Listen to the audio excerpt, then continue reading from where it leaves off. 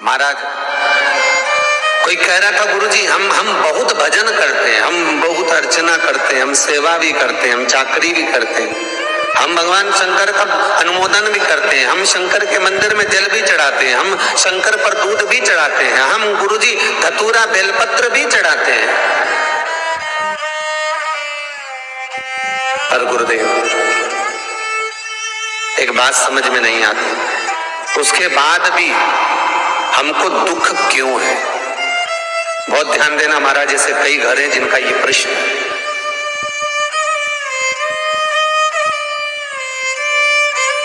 कल किसी ने मैसेज करा तो उसका ध्यान देना। शंकर भगवान पर जब जल चढ़ता है, आपको पहले भी वर्णन किया कि मान लो ये गोल जलाधारी है, इसके ऊपर ये शिवलिंग रखा है, ठीक है, और ये भगवान शंकर का शिवलिंग है। ये तो चरण जहां से बीच में से पानी जमीन पर जाता है, यहां चढ़ाओगे शिवलिंग पे पानी, ये चारों तरफ घूमने के बाद ये नीचे जाएगा। अब आपको पहले भी कहा, ये दो चरण जो है सीधे भाग में गणेश जी का स्थान है, उल्टे भाग में कार्तिकेय का स्थान है। जहां शिवलिंग रखा हुआ है ये पार्वती जी के हस्त कमल है, और बीच में एक मोटी सी लाइन है जहां से पानी नीचे गिरता है, मोटी सी लाइन है, वो अशोक सुंदरी का स्थान है। ऊपर से बूंद बूंद पानी जो शंकर पर गिर रहा है, शंकर भगवान की 5 बेटियां जया, विषहरा, शामली बारी, दो तली और देव है। शंकर जी को जल चढ़ाने का नियम, शंकर जी को जल चढ़ाते हैं तो पहले जो जल चढ़ाया जाता है, जहां गणेश जी का स्थान है पहले पानी वहां चढ़ाइए, फिर कार्तिकेय जी के स्थान पर चढ़ाइए, फिर अशोक सुंदरी की जगह चढ़ाइए। कटी भाग जहां पार्वती जी का हस्त कमल है गोल, शंकर जी के शिवलिंग पर आसपास जल चढ़ाइए, जल चढ़ाकर फिर शंकर के शिवलिंग पर जल चढ़ाइए। जलाधारी हो फिर उसमें जल चढ़ा दीजिए, आते आते नंदीश्वर पर जल चढ़ाइए, फिर बाहर निकलते हुए चौखट पर 2 बूंद पानी चढ़ाकर फिर भगवान शंकर के मंदिर से आप जल चढ़ाने का नियम। और ध्यान देना आप लोग, किसी भी नदी में स्नान करने जाओ, तीज त्योहार पर अमावस्या, पूर्णिमा आदि जो भी उत्सव मनाने के लिए आप किसी नदी के घाट पर जाते हो, किसी तालाब के घाट पर जाते हो, किसी कुंड के, किसी सरोवर के घाट पर जाते हो, और यदि आप स्नान कर रहे हो किसी पवित्र नदी में, तो वहां की बालू रेत उठाकर शंकर भगवान के शिवलिंग बनाकर जो पूजन करता है, मात्र 5 बार उसी नदी का जल शंकर को समर्पित कर कर, भले दिया नहीं है, अगरबत्ती नहीं है, जल चढ़ाकर जो शिवलिंग को विसर्जन कर देता है, उसके पूर्वजों को पिंड की भी जरूरत नहीं पड़ती, वो तर जाता है। उसके पूर्वजों को पिंड भाग की भी जरूरत नहीं पड़ती, उसकी तृप्ति स्वतः ही हो जाती है। किसी नदी में स्नान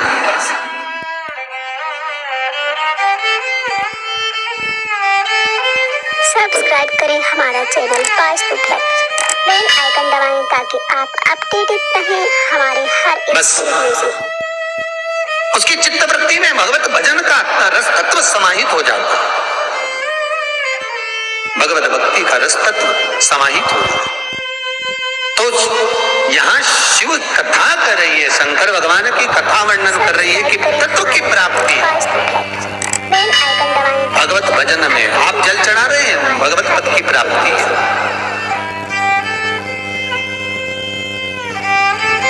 भगवत पद की प्राप्ति। महाराज शंकर और शक्ति के आनंद सुख में मिलन पर किसी ने एक प्रश्न कर कर भेजा था, महाराज आपने शमी पत्र का वर्णन बताया, किसी ने प्रश्न कर कर भेजा था कि बेल पत्र से भी प्रिय,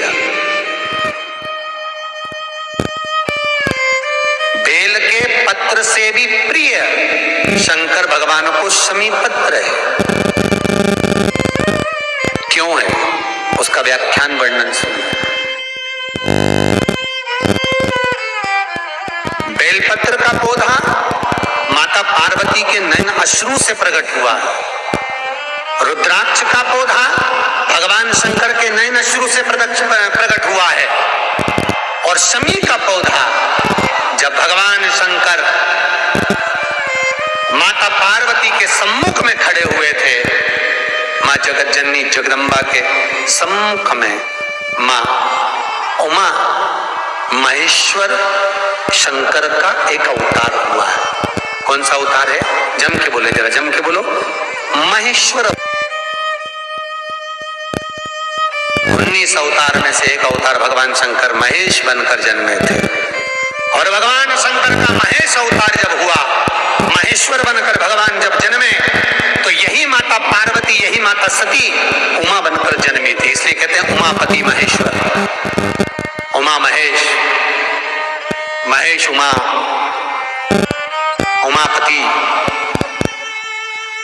भगवान शंकर का एक महेश अवतार, महेश्वर अवतार। और भगवान शिव का जब महेश्वर अवतार हुआ, बड़ा सुंदर आनंद। भगवान शंकर उस अवतार में, मस्तक पर त्रिपुंड है भगवान शंकर के,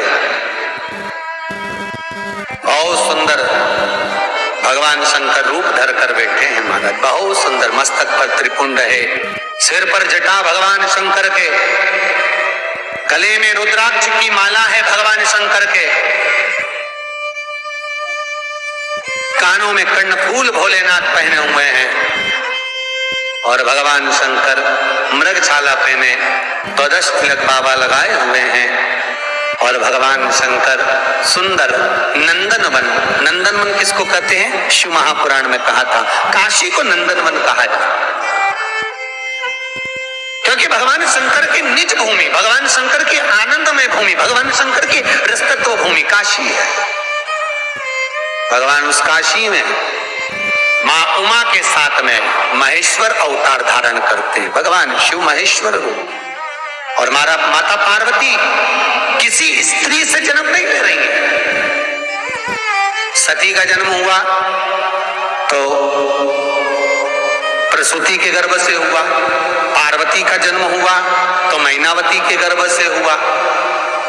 जितने भी माता पार्वती के जितने रूप का जन्म हुआ है, सब नारी के गर्भ से हुआ है। केवल शंकर के साथ में माता पार्वती जो उमा बनकर जन्मी है, ये जन्म माता पार्वती का किसी स्त्री के गर्भ से नहीं है। माता पार्वती उमा देवी भूमि देवी के आनंद सुख से प्रकट हुई महाराज, और इनको प्रकट करने वाला भी महेश्वर शंकर ही है। स्वतः प्रकट किया है मेरे महेश्वर शिव ने, मेरे शंकर ने। कभी मौका मिले विश्वनाथ का दर्शन करने का, काशी में जाने का, तो काशी विश्वनाथ का जब दर्शन करने के लिए आप काशी में गलियों में से प्रवेश करेंगे, तो गेट नंबर 3 में से जब आप प्रवेश करेंगे, तो अंदर जाएंगे तो लेफ्ट में उमा महेश्वर का मंदिर है। कभी आप दर्शन करें उमा महेश्वर का, लेफ्ट में 3 नंबर गेट से अंदर जाएंगे तब दर्शन हो।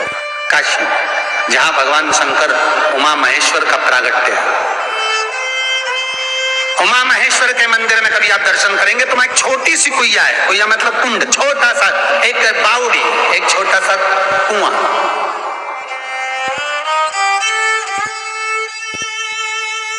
भगवान शंकर महेश्वर और उमा दोनों उस जगह पर जल लेकर स्नान करते हैं। उनके स्नान का जल एक जगह पर एकत्रित होता है, और वो एकत्रित जल से एक वृक्ष उत्पन्न होता है, जिसको शमी का वृक्ष कहते हैं। काय का वृक्ष है? जम के बोलिए, शमी पत्र का वृक्ष। भगवान शंकर ने कहा, सुनो शमी, ये उमा और महेश्वर के जन्म से प्रगटा है, उनके जल से प्रगटा है।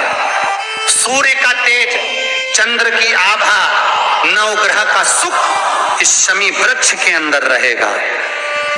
जो भूल से भी शमी के वृक्ष के नीचे आकर 7 मिनट भी बैठ जाएगा, उसके सारे ग्रह अनुकूल हो जाएंगे, सारे ग्रह सहज हो जाए, शंकर की उस पर कृपा बनी रहे। शमी वृक्ष का इतना भाव है महाराज। हमारी हर एक वीडियो से बेलपत्र भगवान माता पार्वती के अश्रु से है, रुद्राक्ष भगवान शंकर के अश्रु से है, शमी पत्र उमा और महेश्वर भगवान शंकर के विग्रह के सुख से जो जल प्रकट हुआ है, उस जल से शमी की उत्पत्ति है।